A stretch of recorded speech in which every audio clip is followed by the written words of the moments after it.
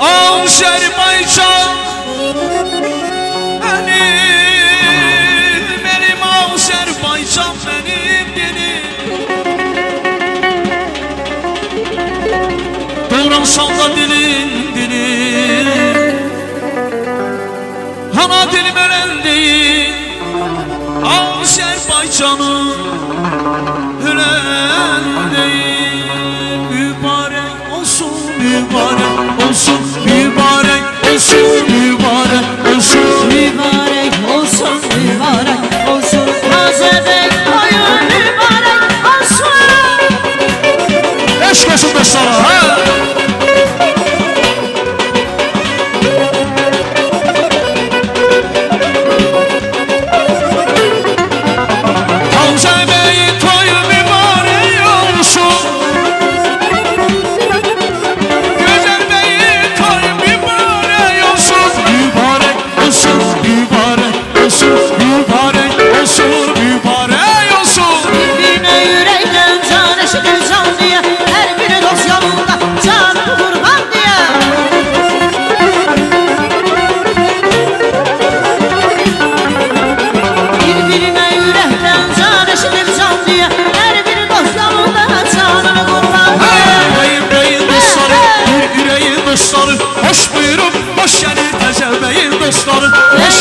Dostlar, bir yüreği dostlar, hoş buyurun, hoş geldin, Nazım Bey dostlar.